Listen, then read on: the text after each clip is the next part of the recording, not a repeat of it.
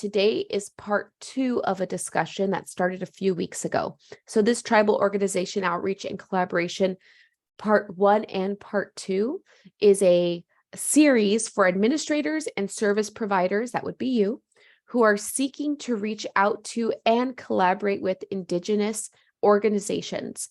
And so if you remember, we had 2 incredible speakers that have come back for the second part of this discussion. And on the next slide, I will quickly remind you, we have Shannon Crossbear.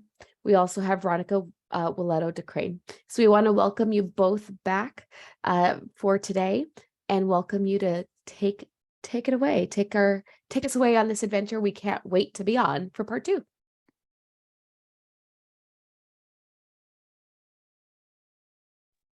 Famous unmuting here. Welcome everybody. I'm so glad for those of you that were with us before or for those of you who are maybe joining, we'll do a little recap for you.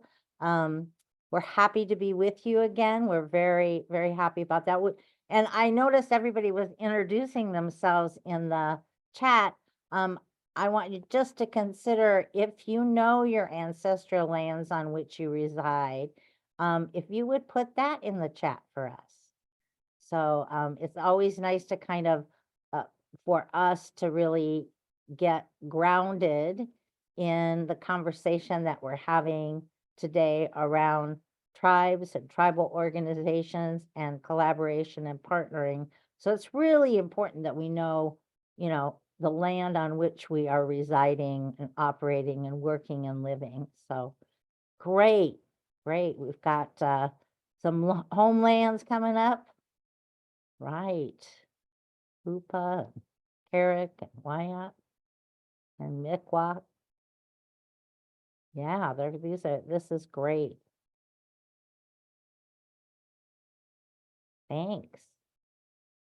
Thanks, everybody. Next slide, Veronica. And you can continue. We've got Choctaw in the house and Cherokee, and my name is Shannon Crossbear, and I am Ojibwe and Irish. Anin, Indaway Maganag, Minagijagad. I want to greet you in my language and greet you as relatives. I come from the lands of Lake Superior Ojibwe, and that's where I'm at today.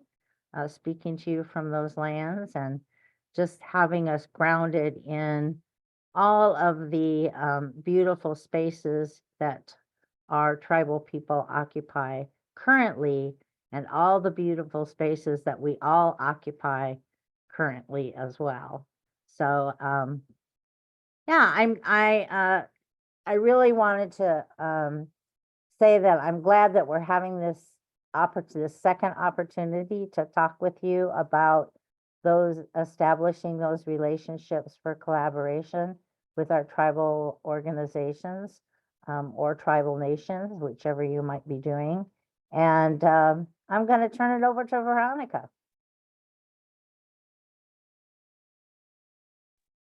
Yacht is Veronica Willeto DeCrane Yanishya. One son in Ishlana Kadena Bashishin, Twitchini Dashinale, Tredesani Dashiche, Tatch Betwadet Nasha, Billings, Montana to Cash. So I'm Veronica, and I just greeted you also in my language and our traditional introduction. Thank you. And I want to just share that these are what I would say are the homelands that I am connected to. So the picture on the right is of where I grew up and where I'm originally from, which is the Navajo Nation in New Mexico. Our nation kind of extends into Arizona, Utah, and New Mexico. So I live in the portion that is within the boundaries of the state of New Mexico. And that's a picture of my home community called Ojo Encino, and which I shared in my introduction. And then the picture on the left is where I live now, which is in Billings, Montana, and it's actually the traditional homelands of the Crow people, the different Sioux nations, as well as the Blackfoot Confederacy, and the Northern Cheyenne people. So all of those peoples have traditionally resided or had relationship with this area of the state of Montana, which is South Central Montana. And that's just a picture of the rim rocks. My favorite place to go for a walk, and overlooks the city of Billings. So thought we would just remind you all of our objectives for these 2 sessions. So we did cover the first 3 in part 1. So today we're actually looking to identify strategies for outreach to and collaboration with tribal organizations, and just clarify a bit more of how this is different from collaborating with tribal governments. And then we want to spend some time assessing our current practice for outreach and collaboration with tribal organizations, and then explore some tools and resources that might help us in doing so. And we thought it might be helpful, in case anybody's new, just to point out a couple of things from part 1 that are going to be carried into this session that we would like to be fresh on your mind. The first one is these Indigenous 4 R's. So we did cover the 4 R's that come from SAMHSA around what it takes to be a trauma-informed organization. So along with that, we focused on these 4 R's that really have come from Indigenous peoples identifying principles and practices on how to engage with tribal people. So there's respect, responsibility, reciprocity, and then relevance. The last one, some people have replaced that with reverence or reclamation, but these are the 4 R's. And so please see part 1 if you want to learn a little bit more about it, because I think Shannon did a really good job reviewing these 4 R's for us, but I want to just bring them back into your mind fresh, and to be thinking about them as we think about the different strategies that we'll be sharing today.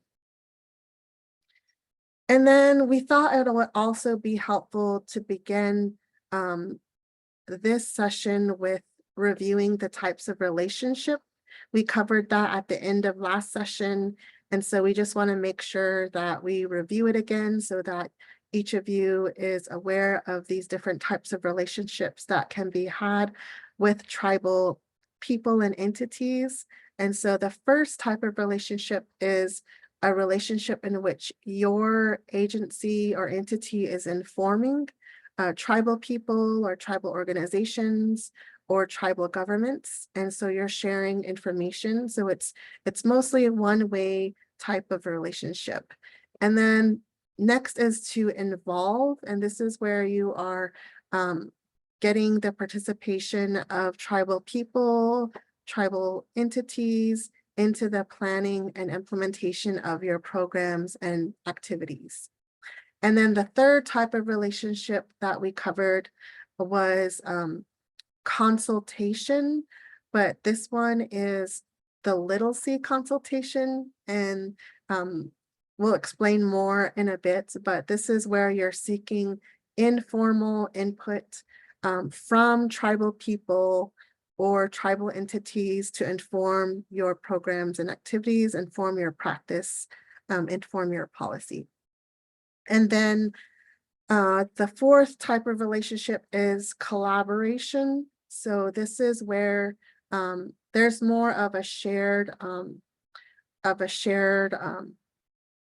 decision-making power here, where you're working together to design, to plan, to organize, to implement any programs and activities, and you're working together with tribal people or entities to do that.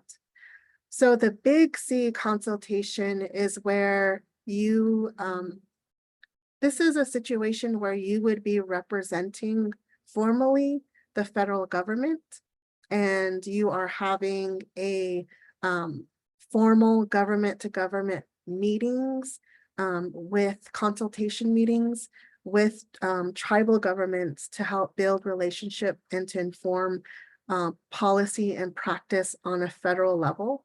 So this might not be, is likely not going to be the intention if you're here to learn to consult or collaborate with tribal organizations. That is not the same thing as consulting with tribal governments or tribal nations. So tribal organizations are not tribal governments.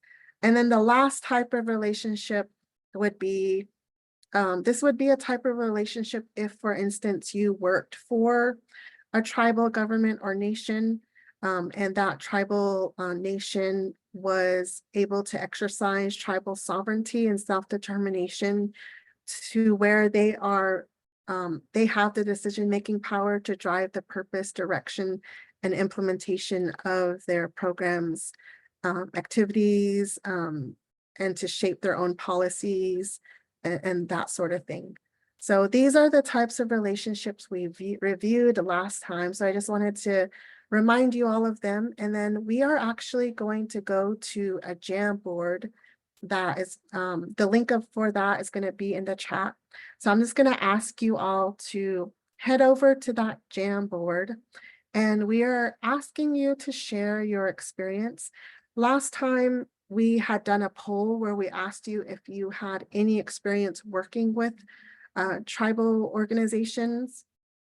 And so this time we were going to ask you if you have, which of these types of relationships you have experience with, and then just to kind of share that experience with us in that Jamboard.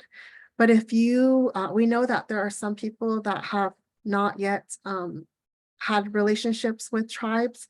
And so we also want to ask you, what do you think is a first step towards seeking or building that relationship with tribes, and to share that in the Jamboard. So we have some folks who have experience with informing and involving some consultation. I like this comment about food, right? When you're trying to involve folks. Everyone loves food. Okay, so we also have some folks who haven't had experience yet.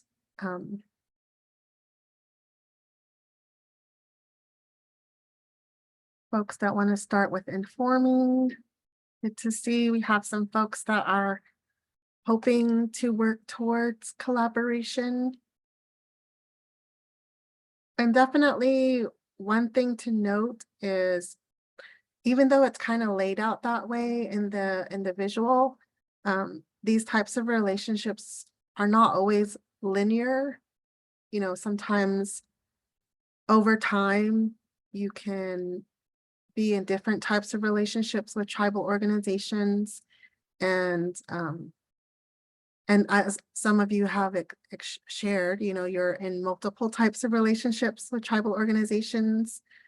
And so sometimes it might not be an organization that you are in a relationship with. It could be that you are working with individual tribal people, or community members or families. For instance, if you are having, you know, family voice or youth, tribal youth voice in your organization. So it doesn't just have to be organizations or governments that you are seeking relationship with. All right. I think I will go ahead and stop there and head back to our slides. So thank you guys so much for giving us that information and sharing your experiences. That's really helpful to us. We are going to be sharing some strategies. So it's nice to know that there is this array of types of relationships that people attending today, the session today, are seeking. And so we'll try to speak to that as we are sharing these different strategies. All right, so let's get started with the different strategies. I just want to start off by saying that, these strategies that we'll be focused on will be for outreach to tribal organizations. And so the first set of strategies that we'll be sharing today are really focused on any type of outreach that you're going to be doing, whether or not it's collaboration or consulting. These are just strategies that are just good no matter what type of relationship you're seeking. And so first of all, we just want to say that it's always a good thing. Some of you might be starting out fresh and may not have had any experience yet with working with tribal people or tribal organizations.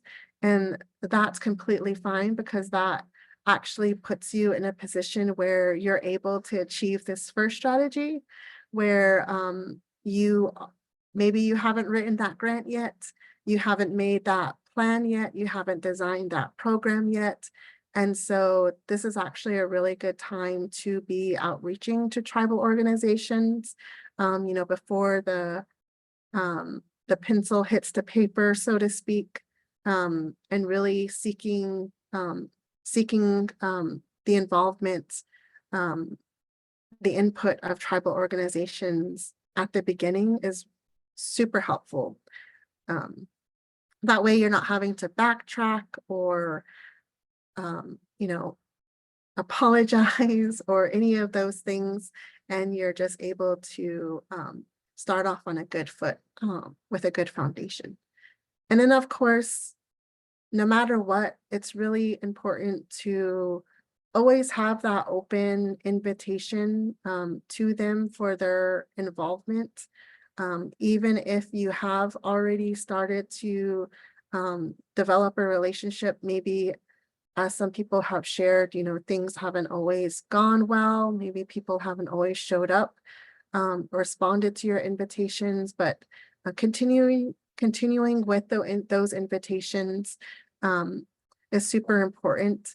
And then following up whenever you do have a chance to meet with tribal organizations, following up with them, and also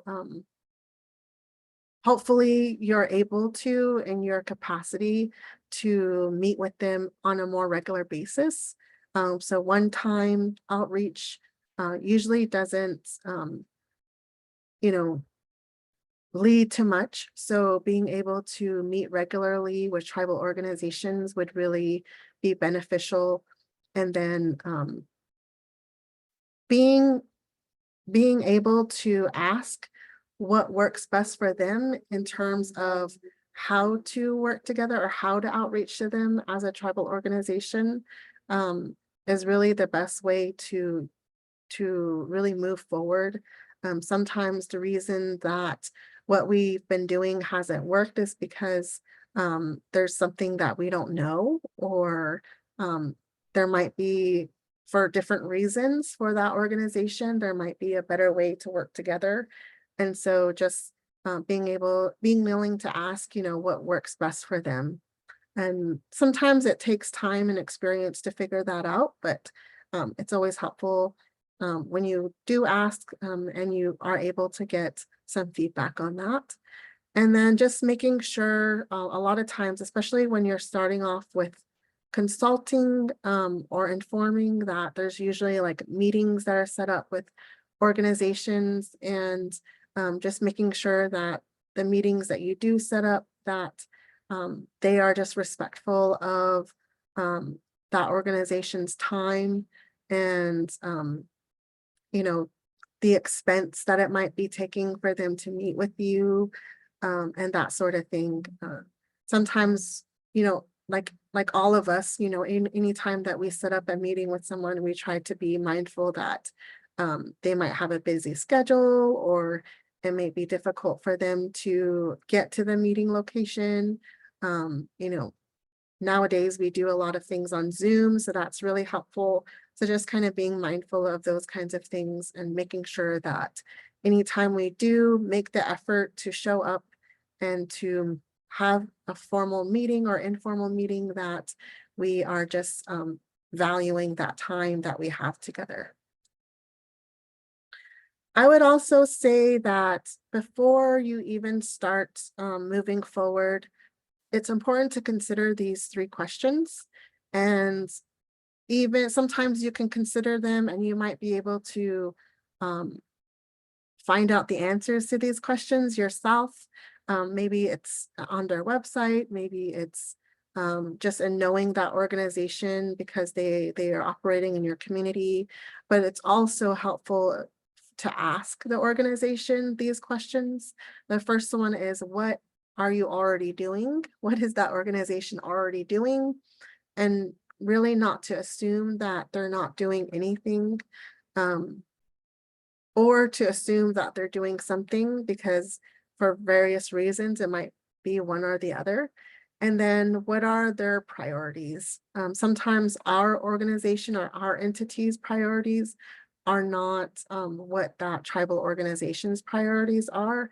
And so maybe the reason that they're not showing up, or the reason that they're not responding, is because they may have some other priorities that are really pressing, that they really need to attend to. And then just, what do you see as things that they want to attend to, work on, or improve? So that could be in terms of just meeting the needs of tribal families and tribal children, but it could also mean what do they want to improve in terms of, perhaps you already have a history, your organization already has a history of working with that tribal organization. So what is it that they want to improve in terms of the relationship that has already been established, and the interactions that have already occurred in the past, and how they could be better. So just kind of asking these questions from the beginning really helps a lot in terms of just being able to move forward and being able to have a healthy relationship with that tribal organization. Also, in Indian country and within, tribal people, indigenous people, relationships are super important. I think they're important for all people. But I would say that for tribal people, it's a value that is really sought after and is really integral into the way of life, and just a way of doing, a lot of times the way of doing business. And so really valuing that connection. So just even those meetings that you face-to-face meetings that you have with people, even those phone calls, really valuing that connection that you're making with that person, and knowing that tribal people are really looking for an ally who cares about their well-being. So sometimes you might have your own priorities, or you might have your own reasons for wanting to establish relationships with tribes. But what they're hoping to see in you is that you're there to come alongside and be a help, and also to that you are showing your concern for the well-being of tribal people and overall. So sometimes we have like certain goals or like deliverables and grants or whatnot that are important to us, that we know need to get done. But anytime that you can show that you really do value people over some of those tasks that are pending, really goes a long way. And we always say this in trauma-informed care, but the type of relationship is super important, just like the relationship itself, but really having someone that is a sustainable partner, someone that benefits that tribal organization, and so that the tribal organization doesn't feel like you're just they are just there to help you out, but they actually see that they can benefit um, from that relationship and partnership with you, and also that the connection that they have with you is going to be reciprocal. So there's going to be giving back and a give it, kind of a give and take relationship, something that um, where they know that it's not going to be transactional, that they see that there's you know concern for wanting things to be a two-way street, and um, for wanting to give back to the tribal organization, or to the tribal people that that organization serves. So that reciprocity is super important. Um, and so that the type of relationship that you're building is really key, as well as just the fact that you are seeking this relationship. So in that mindset, you are probably operating as like a representative of an entity, but even in that official capacity, a lot of times, because relationships are so important to tribal peoples, that their one-on-one personal relationship with you is equally as important as the professional relationship with your agency. And so simple things like remembering people's names and the tribes that they belong to. I've been in situations where people have like mistaken me for another Navajo girl, even though I have like worked with that person for a period of time. So just kind of being able to see people for who they are as an individual. And then, of course, that focus on their well-being. Of course, the well-being of their people, but them as an individual as well. A lot of times in Indian country, we ask people how their families are doing. We take time to learn about their kids and to learn, we share stories of our health and, how our dogs are doing, that kind of thing. We just really value that type of connection, and we can have that concern for one another's health and well-being. And then just kind of sharing something about yourself. A lot of times tribal organizations have entities that come to them that want to know about tribal people and educate themselves about how to work with tribal people, without really sharing much about themselves and who they are. And, as an individual or as a person, they might share like their professional role or their organization and what their organization does.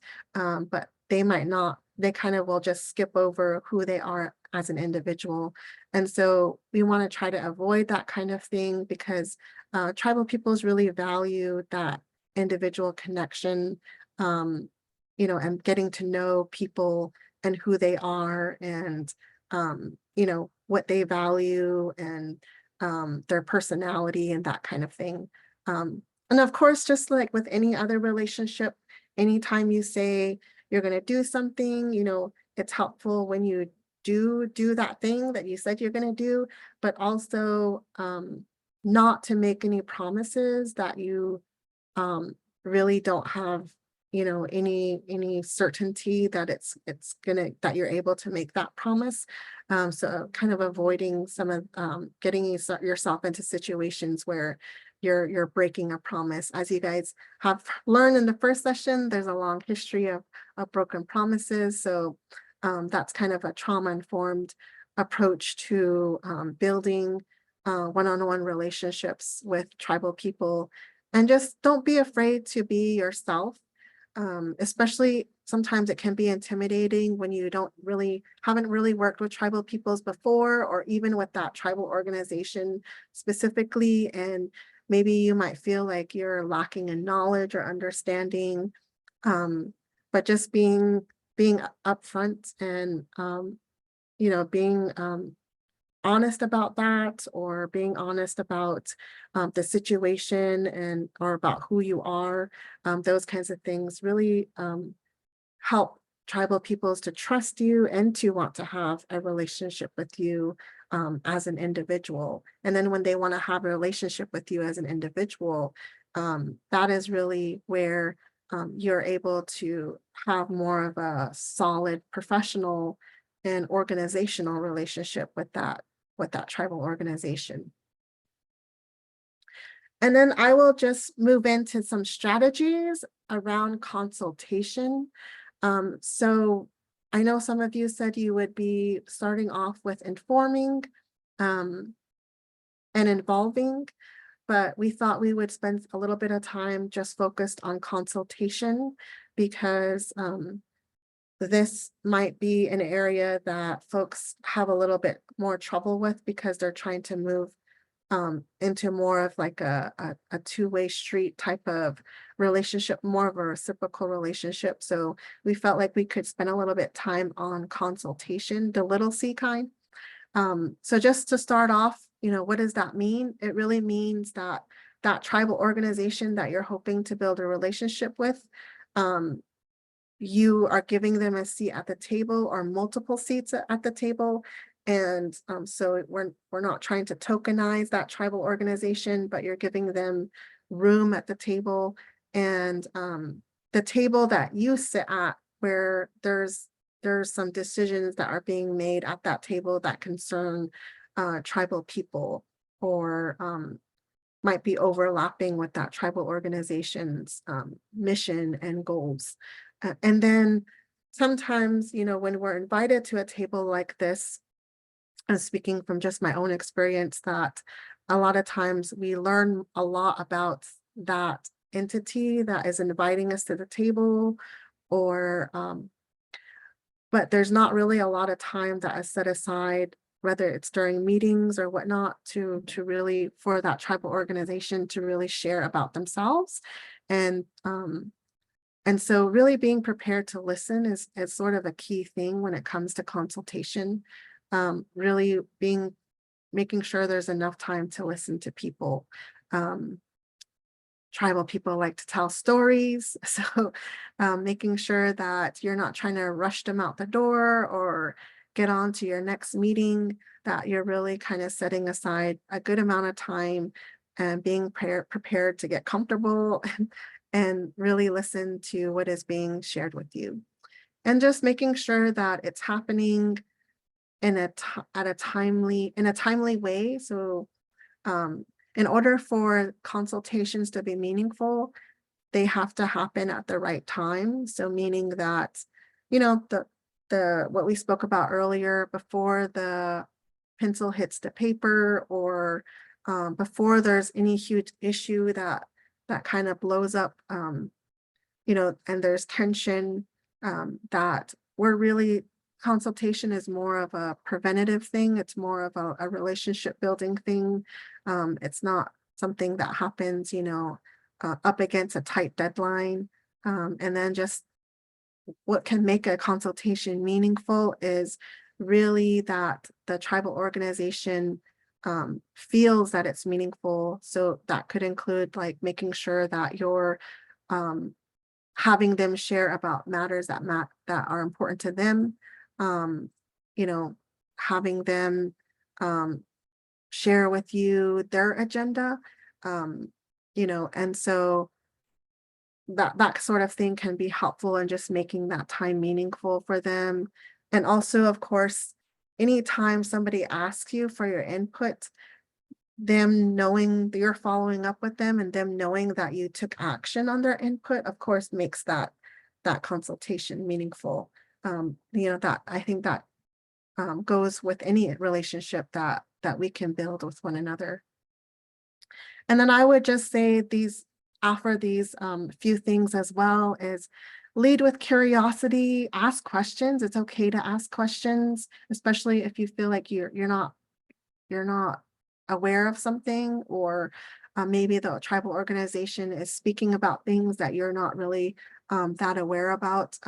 It's okay to ask questions, and remember that you're seeking their advice. And so that means that we have to be in a position where we feel that we have something to learn, or that we need that advice. So that humility is really important, to demonstrate that humility. And then sometimes with tribal organizations that you're hoping to build relationships with, there might be some hard things, like hard conversations or even difficult histories that maybe has nothing to do with you, but you're just sort of the one wanting to build that relationship with them. And so don't tippy-toe around those kinds of hard things, but especially when the tribal organization wants to talk about it or bring it up, you know, if there's an elephant in the room or something, just kind of being able to lean into those things. And sometimes tribal organizations might say some hard things that are hard to hear and difficult to take in. So being okay with hearing that, and letting that sit with you, and really is helpful, right? Anytime anyone tells us something difficult or hard, um, and you know, when we know that someone is listening to us when we are sharing that hard thing, it really does a lot for our relationship and connection with that person.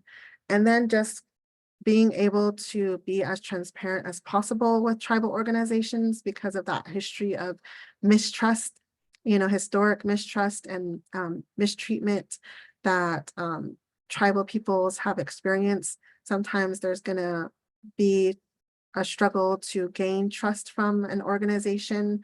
And so it'll just take some time to grow into that type of trusting relationship.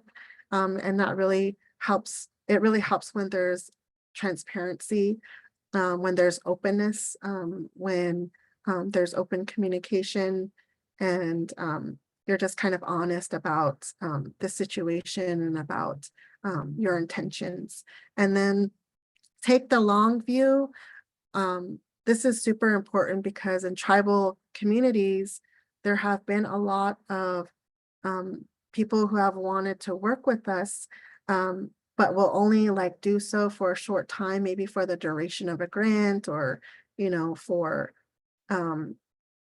whatever reason, you know. And so anytime that you want to start relationships with tribes, just knowing that even if you change positions or whatnot, you know, you change your objectives, that really when you are seeking a long-term relationship, that is really helpful.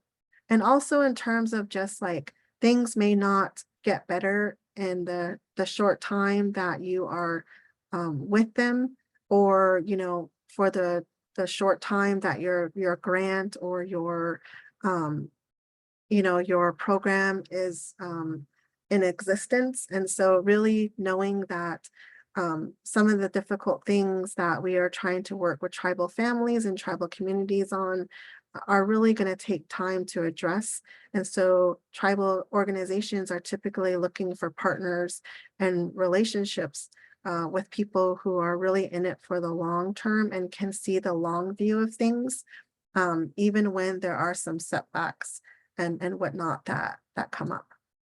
And then just lastly, I would say when you are leading with curiosity, these are just a few tips for asking questions, because sometimes we might be like, I don't know, what if I ask a question that offends them, or I'm not sure if I should be asking questions. So just encouraging you to ask questions. If they feel like it's too many questions, they'll let you know. That has been my experience. And then just, you know, things that you could ask about is like how things might work best, or maybe making your questions more open-ended. Definitely the tone in which you ask your questions.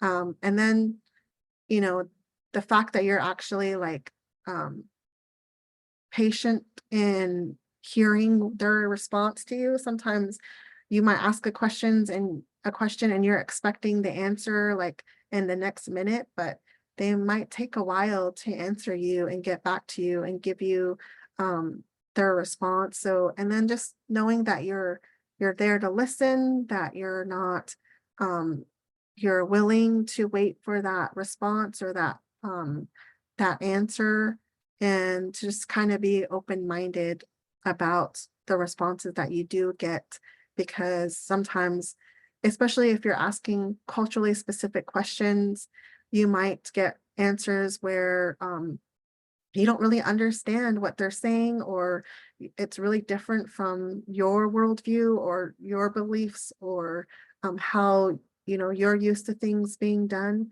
And so there might be some things that you can't understand, and may never understand because it's not your lived experience. So just kind of being open-minded about that, and doing your best to understand what is being shared with you. And of course, asking those follow-up questions, if you're able to. So that's what I would share with you guys in terms of consultation. Then I will hand it back over to Shannon, and she is actually going to be talking a little bit more about collaboration with us. Thanks, Veronica.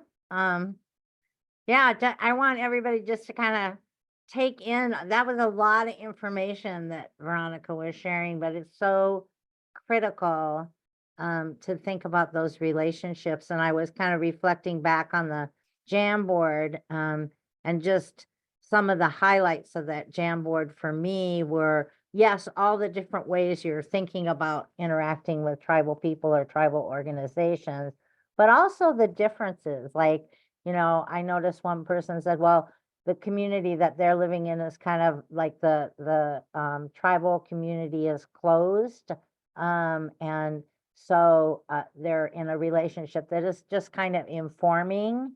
And that's the other thing, is to note that while we're talking about tribal organizations in a very general way, that we understand that that's why relationships are so important, is because we're not all doing things the same way, or so really understanding there's that piece. And then, what Veronica was saying about questioning too, is that I was reflecting upon, kind of there's always kind of that tension between questions that are curious and questions that are invasive. And, when we kind of go back and put our trauma-informed hats on and say, am I asking why questions? Am I asking, what are the questions I'm asking and why am I asking them? And then being prepared, as Veronica said, that it may take some time to get an answer for that question. It doesn't mean that necessarily that folks are not being responsive, or that folks are not, they're actually considering the question in a deeper way so that they can answer more fully. And I remember in my community, I guess because I asked a lot of questions when I was a kid, but my granny, I'd ask her a question and she just wouldn't answer me. She'd like get up and go do something else. And I used to think, why does she do, what is going on? But you know what? She always answered me. Sometimes it might take her 3 days to come back and give me to the answer to the question that I asked her 3 days ago. But she'd always answer me, but she'd always make me wait for the answer. And I think part of it was because I never knew when the answer was going to come, and it made me much more observant, and it really required me to pay attention, right? Because I was looking for that. And then I was thinking about kind of another thing that we were taught in my community was, sometimes to be soft-spoken. And it wasn't about being soft-spoken, it was being about soft-spoken because if you think about it, when people shout, they stop listening to you. If somebody's shouting at you, you stop listening to them. It's a protective factor. But if you're speaking in a tone that requires somebody to lean in, they have to pay attention a little more to the words.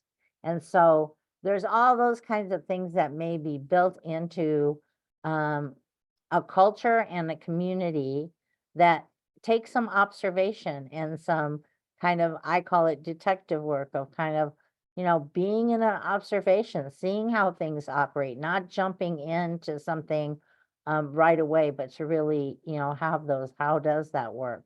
So even knowing, we talked earlier about knowing, why are we in this collaboration? Why are we even thinking about collaborating? How important that is. We kind of jumped into the material today, but in a lot of tribal communities, as Veronica said, we'd be spending much more time up front, kind of getting into everybody comfortable, arriving in the room, doing a sense of presence. That might include, an opening invocation or prayer. It might include, a moment of just getting centered. It might include all of those kinds of things, because we know that when we enter into something with intention, it has a different outcome. And the same is true for collaboration. So know what the purpose of your collaboration is. Is it, are you in the collaboration to educate and learn from one another? Is it going to be important to address those past hurts? Because they're there, and we know they're there, and they will get in the way. And so, as Veronica was saying, don't be afraid to kind of lean into those areas, because for example, if you come into a tribal organization and you happen to be doing a lot of work in child welfare, we know what the history is, right? So it's not like we don't know what that history. What we have to do is acknowledge it, right? Acknowledge it and kind of pay attention to how it may or may not be playing out currently. And to be able to, in a collaboration, to be able to share resources.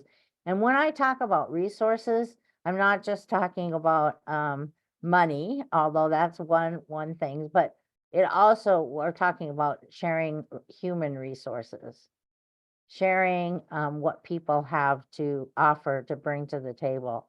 And it has to be built on that mutual understanding and respect. So next slide, Veronica.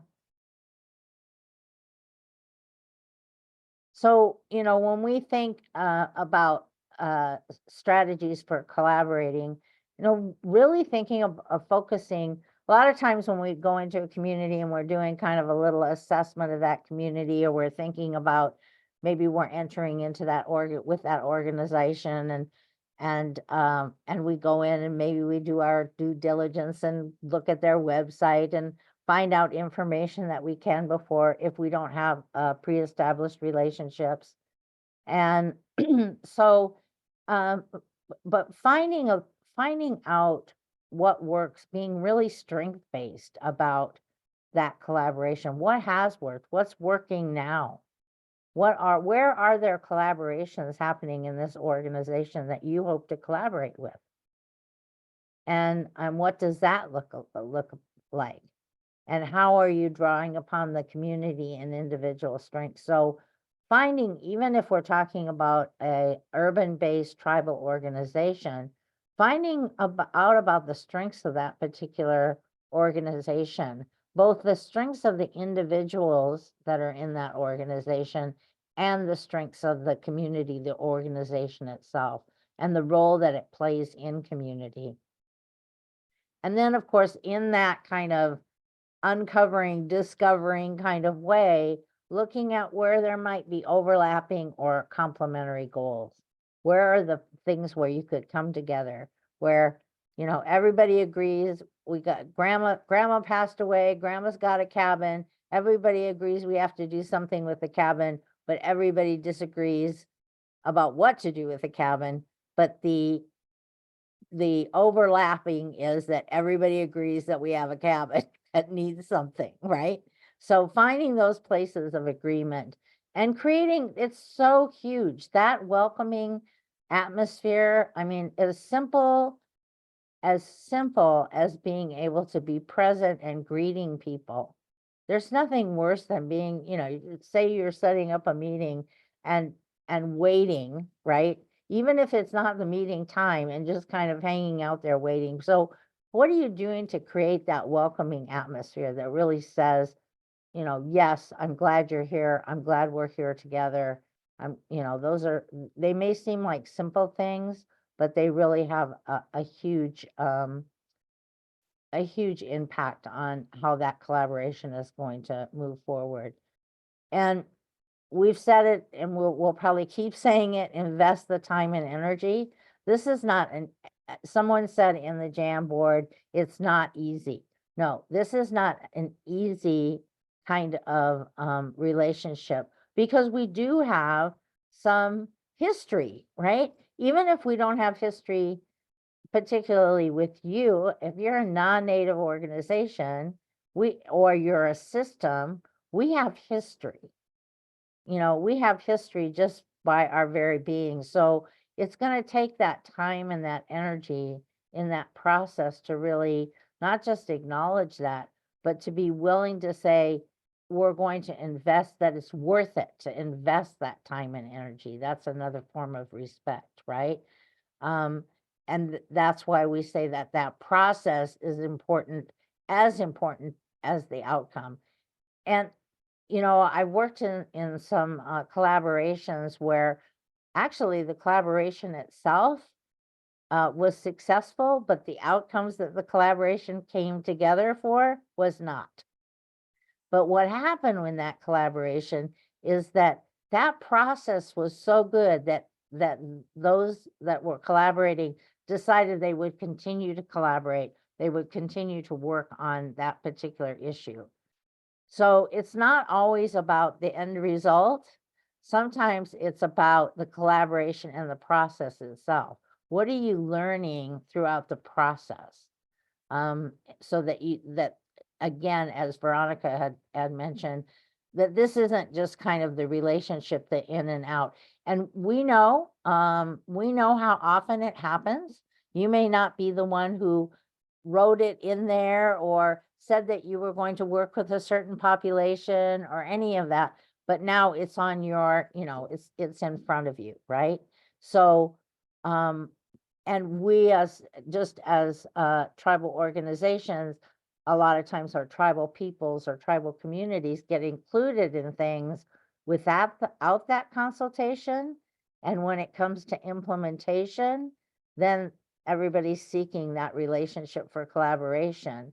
And, being transparent about that, because we know it happens, and being transparent about that and kind of saying, where do we go from here, right? That's so important. And that's why those relationships are so important. And the ways to look for decentralizing power, there are people with power and authority, and there are people with power and no authority. And there are people with informal power or informal authority. And sometimes identifying in an organization or a community who has informal authority. It may not be someone who is in a particular position, but it may be a community member. It may be somebody, maybe an elder. It may be somebody else in that community who, like they say, nothing happens without grandma saying it's okay, right? So finding in that organization that not just the formal authority of the organization, but finding out where the informal authority is and leadership is in the organization is important as well. So next slide. And I think this goes back, this goes back to that finding that informal authority is recognizing, who are the natural helpers, who are the appropriate interveners. If you have no relationship now, find, it's important to find the cultural broker. It's important to find who is the helper that can help you make those connections and those relationships. Just recently, I had someone that we work with that is going into a tribal community, and she has a position as a physician, and she's going to be in a community for a length of time, and you know, she wanted to find somebody in that community she could connect to. And she doesn't know anybody in that community, right? But she knows somebody who knows somebody in that community. And so she asked for an introduction so that she would be coming into the community first with that relationship, or somebody from that community that can help her navigate things that she may not understand. So, and respecting diversity within diversity. Again, all of these things that we're sharing today are not like sometimes what I call a day at the cultural zoo, where, you know, you go in and people say, well, you know, this is what we do and this is what you do, and that, you know, that we're individuals, and while we have some common worldviews as tribal people, indigenous people, not just on this continent, but throughout the world, we find that true, that with indigenous people, there are some common, you know, values and factors and worldviews, that there's all, and then that's where it stops. There's all kinds of differences depending upon where you're at, what you're, you know, how acculturated you may be in your community, what connections you've had, what your own personal tribe's historical history and trauma might be. Those things are all very unique. And then right within those communities, I'll tell you, I don't think the same as some of my relatives, you know, and so understanding there's diversity and really staying away from, you know, having some general information, but, you know, staying away from that, thinking that, you know, because you all live in one place, or, you know, you all have a common history, that diversity doesn't exist within your community that you're serving, so, or hoping to connect with. And anticipate some unique service needs, that it may not be the same, you know, as what you may think of, you know, or have experience with, that those service needs may differ. And communities are in different places, organizations are in different places in terms of their perspectives on trauma, suffering, and about healing and how healing takes place. Again, that range from those who have adopted and adapted to a very Western construct, and those that are in various places where they're in a process maybe of attempting to decolonize and reclaim some things, and those that are further along in that process, that are recognizing and taking on some real progressive efforts toward that reclamation. And providing communications based on needs. Right before this call, so somebody wrote me and said, you're not answering my texts. And I had to remind them that I don't have cell service where I live, so I can't text them back. And so, and I laugh about that, because I know that we're probably one of the last places on this continent that doesn't have constant cell service, but and it's coming. It's just not here yet. The but also knowing, you know, there are people, depending upon all kinds of things, what works best. And I always ask people, you know, what's the best way? Is it best to text you? Is it best to email you? Is it best to get on the phone and call you? What works for you? How are we going to communicate? How are we going to continue to communicate? So, and offer, you know, it says offering translations or translators. And you would think, I'm not just talking about in maybe the indigenous language, but I'm talking about translations that go one step further. Like the way I might talk about something, or the way a tribal community might talk about something, and the way a system might talk about something. We may be talking about the same things, but we are not understanding each other. And that's why those cultural brokers are important, because sometimes, you know, we just have this this need to have that translation. about what exactly, not just in what's being said, but just exactly what is going on. So in any community, we have both the verbal communication, but we also have nonverbal communication. And if you don't know what those nonverbal communications mean, you could be missing part of that relationship building. And we talk about including spirituality, and this is a kind of sometimes becomes very uncomfortable because we know that in kind of a Western construct, the lesson has really been about separation, like separation of church and state, separation of, that you don't talk about religion or spirituality in a work environment, and all of those kinds of things. And those are not necessarily true in tribal communities. That I think probably for me, one of the big shocks was when I left a tribal community was to go out into another community for the first time in my adult life. I remember being shocked by that. I mean, I was just shocked that it wasn't just integrated into the work itself, because that was so much a part of what my culture, my cultural experience and upbringing had been. So next slide. So, once your relationship has been established and you're, moving on to maybe a scope of work that you're going to be doing together, something that you're trying to collaborate on and work together, it really helps to formalize that process. And that helps to build that relationship and trust.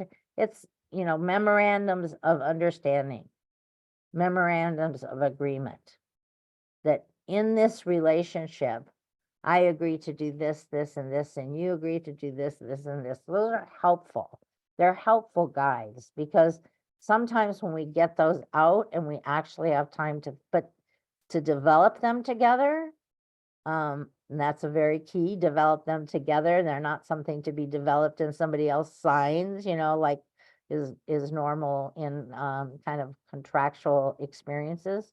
But how does this work where people are contributing to what that relationship is going to look like?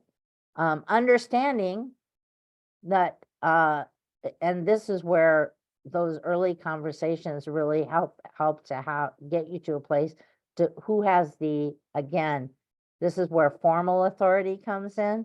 Who has the formal authority to help in that, to formalize that process? So,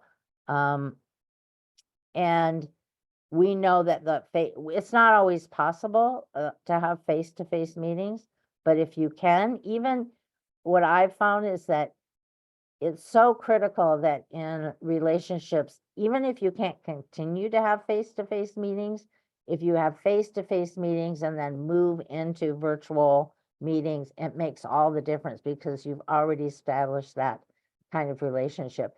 It's why in our communities, a lot of times why we do a lot of storytelling. And part of it is because when we're in spaces with each other, rather than write things down, but when we're spaces with each other, it's giving life, it's giving breath to that. So it's kind of when you're in a face-to-face meeting, the depth of that relationship gets established, and then you can move on to other ways of being able to communicate. So next slide, please. So we know some of these things are the challenges and the barriers that get, kind of in the way. So the provider-based resistance, sometimes we find that people are, why should we have to adapt? Let's just say we have an evidence-based practice that we're engaged in, and why should we change it? It's got an evidence base, right? So just knowing that sometimes when we're asking people to step out of kind of their cultural understanding and their cultural norm, that we get that resistance. It's uncomfortable, right? You're asking people to do something, but finding how to deal with that, knowing that, and it might be on the other side. We're talking about sometimes those agencies that we're asking to collaborate have had history, and maybe it's not even current history. Maybe it's, several generations or several administrations, or even one administration before you even were there, and all of a sudden there's this, you can feel this conflict about these two agencies, organizations, that is there, this tension. And to just recognize that that might be something that pre-exists, again, being able to lean into what is the history here? What is the history between, our organization and the is there a history between our organization and the organization we hope to collaborate with? Stereotypes, we talked about that, and the fears about discussing that spirituality. And some, these are all things, group survival concerns. If our sense of belonging is so strong that if I feel like I'm not protecting the group that I'm a part of, that can be can get in the way of the work that we do. So understanding these are some of the things that even though they're challenges and barriers, there are also opportunities to show commitment. Because when things get hard, if in the relationship things get hard, or things happen. So, say that you're working with a tribal organization and they don't show up to something, and you've put a lot of time and effort into it, and you're feeling a little insulted by that, but what you learn later is that there was a death in that community, and the organization needed to stop everything that it was doing so that it could attend to the needs of the individuals within their organization that were dealing with this loss. And so, or there might be a pivoting, like Veronica mentioned earlier, where the priority, they might have been in a collaborative effort where the priority was the goal of the collaboration, but something else happened that really comes up that needs immediate attention. And these are, a lot of times in the Western construct, they talk about, don't be crisis driven. Get your plan, stick to your plan, that kind of thing. Well, in our tribal communities, there may be a different response because of the importance of relationship and the importance of our communities and our families. So next slide, please. Okay, so there's a lot of different ways acknowledging, all of this can be stereotype. We're going to talk a little bit. We're going to give you a few resources to take a look at.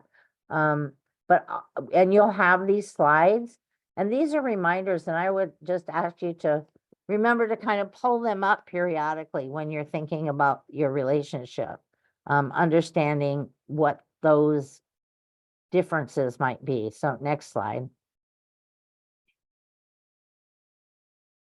This, I think, keeping that state of flexibility is so critical, knowing that you may have to pivot, like I said, at any given time, and that's okay, and being willing to do that, and building your own capacity, how you communicate, adjusting your expectations. It may look different, and being willing to, change your own process to accommodate that tribal organization and the way that it operates, which is as valid, just different. Next slide. So we only have about 15 minutes left. And we thought about going, I don't know if that's enough time, Veronica, to have people, what do you think? To have people kind of go out into a... Probably not. I think we can have people come off of mute or share in the chat. That's great. So the questions are, really about, because we do have some experience in the room and we want to recognize that, acknowledge that, and thank you for your experiences. So, feel free to come off mute and just, maybe have a discussion about what strategies have worked for you for outreach and collaboration. And if there's any strategies that we've talked about so far that has actually stood out to you, and why, maybe. You can either unmute yourself or just drop something in the chat. I'll unmute myself. As you can probably tell from my accent, I'm not originally from the US, and so nobody mistakes me for thinking I might come from a Native American background. But I always made sure when we were first invited by the tribe to discuss the partnership of the CASA program was to be very humble and to say, I know so little. I'm here to learn from you. I follow your lead. It really just was about, I think, common sense and being humble and so on. And I think that in any relationship really works well, but especially so in this. Thanks, Sharon. I'm wondering, I'm just curious. So how was that approach? What was the response to that approach? So we did not reach out to the tribe first. They actually came to us because it was written in their family code that they could have a CASA program. And they had got to the stage where they thought this might be helpful. The director of the Child and Family Services with the tribe actually is non-Native American herself.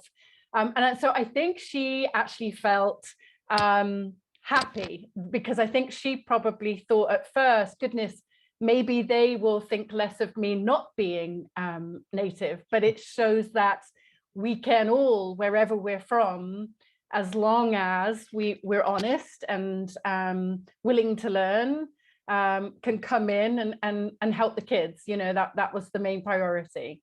And so I just think just the honesty of it and was very, very important. And what led for us really to be able to form that partnership. Thanks, Sharon. I think that's so true. Just that humility, that being in the place to say, you don't know what you don't know, right? And rather that than someone that assumes things that aren't right or aren't don't resonate. So I see some other, there's in terms, Christy shared that keeping a rigid state of flexibility is going to be helpful. Being respectful, Kathleen said, and yeah, the natural way that spirituality is kind of intertwined into the work. One of the things that stood out to Lena was identifying the position of who you're meeting with. So who can make decisions, right? And she's often asked to reach out to make those tribal connections. Again, yeah, great. Lana, do you want to talk a little bit more about that? Just like in the childcare, when we're working with centers or we're working with families in the areas, making sure that we represent, that we get what their needs are, and we're not placing, but offering. This is, what they're eligible for, but making sure that it fits with their family's needs as well as in their area. And so oftentimes I'm reaching out, trying to find, is it family, friend, and neighbor you want to use, or is it a site, and really making sure that it fits for them. But then when we're trying to extend other services, parent cafes and such, really making sure, is it something, again, that they want, and what do they want it to look like? Not, we have this model that we want you to do, but how can this model adapt to your audience and to your needs? Because we can't make it fit you need to develop it, but it needs to be off yours. So that whole connection piece, oftentimes they do, people in positions change. And so just really reconnecting, but making sure that they know that they're guiding, we're responding, we're offering, they get to choose, and really have that say. It's not ours to own, it's ours to share, and they get to put their take and their spin on it. Thanks, Lana. That's so important, right? It has to do with that. Yeah, we talk about self-sovereignty, and we do a lot of talk in our communities about not just sovereignty, the big sovereignty, but having self-sovereignty, sovereignty over our families, sovereignty over ourselves, sovereignty about the relationships that we're going to enter into and why, right? So I really appreciate that. So thanks. So next slide. We'll go to the next slide. So again, just having people think about this, what's the reason for that going back, right? Because when we started, right, during the first one, that was the questions that we were asking in the part one is, what is the reason for your outreach or collaboration efforts? And knowing that for yourself, but also, to be, again, back to that intentional. So if it's just because it's an idea whose time has come, I get it, but be a little bit deeper. Think about that. What is it that you're hoping to gain? And what is it that you're hoping to give, to share? So both of those things equally, because we talked about that reciprocity, and how important that is to hold that space to understand when you're, again, it goes back to the world view and what we would call natural law in our communities, is that there's this law of reciprocity that means that every time you interact, I don't care whether it's with something from the natural world or another human being, there is an exchange that happens. And being aware of that exchange is so critical and it's a different way of thinking if you've grown up and you've kind of been acculturated into kind of a more patriarchal stance, which is I have something in all my good-heartedness that I think that you should have, or, I want to give this to you, that's a different way than thinking of we're entering into this relationship, and that means there will be an exchange, and that there is value in both the giving and the taking, right? So, and then thinking about who specifically do you hope to engage with? Maybe you're not there yet. Maybe you don't know exactly who you hope to engage with, but beginning to ask that question about, especially if it's a collaboration, formalized collaboration that you're eventually seeking, is, who is it that you hope to engage in? And what do you hope the outcome will be from that collaboration? And, if it's to check the box on a deliverable, as Veronica said, or, something that you said you were going to do, or a catchment area that you said you were going to serve, and now you've got to, maybe the outcome is that you start serving tribal people that you haven't served before. And I'm not putting a judgment on that, and just really being thoughtful and being curious and asking those questions so that there's clarity going into it. Just what I had said earlier on was, it's so important to set that intention, to really understand what it is that you are hoping to do. And maybe it's not the time. Maybe after you answer this question, you say, I got to go back and kind of think about this a little bit more, because maybe my reason for outreach and collaboration, there isn't really anything that I'm open to at this point in time, or that I know enough to be in that relationship or collaboration. So again, that transparency, nobody's expecting everybody to have all the answers, but rather to enter into the relationship to see where you're going together. So, but first you got to be in the relationship, right? First, that's the first thing first. Next slide, please. So we wanted to just touch on some resources, and you'll see them in the in the chat. And there's so much out there that really has to do with kind of collaboration. Veronica, were you going to pull up any, or maybe I'm not sure? Okay, so these will go out with the information that will come out. What is it? A couple weeks, couple days. So we would invite you to really look around these resources that have some really good information about collaboration, and specifically, and maybe you're not looking right at collaboration, maybe you're looking at just information that would be helpful. And some of that information really might go into the details about the agency or where you're working. Like, I think, Lana, you said you're with, no, Sharon, it was you with CASA. And thinking about what has been the relationship overall of CASA and tribes, and tribal organization, because there's some history there. So, and some of that history will get reflected in some of these resources. Veronica, did you have anything you want to point out about the resources? No, I don't, not right now, Shannon. Okay, all right. So, I know Sharon, thanks. Sharon says, yes, you're like me, Sharon. It takes me so long to kind of put something in the chat. So, you're going to have the survey and the certificate are coming up. So be sure to answer that. Next, I think it's the next slide. We want you to. We just wanted to Yeah, go ahead. touch Veronica. base with the Jamboard that we shared in the chat, the link.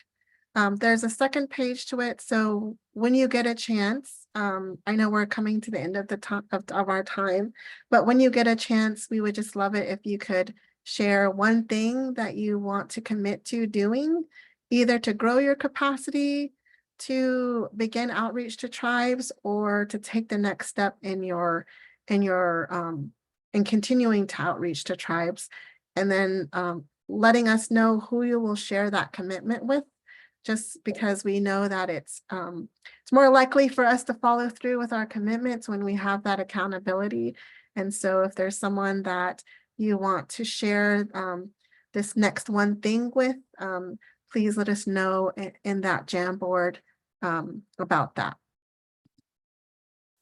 And then, as Shannon said, there is going to be certificates coming up, but we also have the evaluation that is going to be shared right now with you guys to complete and give us your feedback about this two-part series that we had on tribal outreach and collaboration. So we hope to hear some of that feedback and improve on these learning experiences for next time. So thanks so much. Yeah, thank Janet, you. do you have any closing words? Just thanking everybody for being here and for spending the time with us, an hour and a half of your time. And we look forward to hearing how your collaborations are going in the future. So thanks.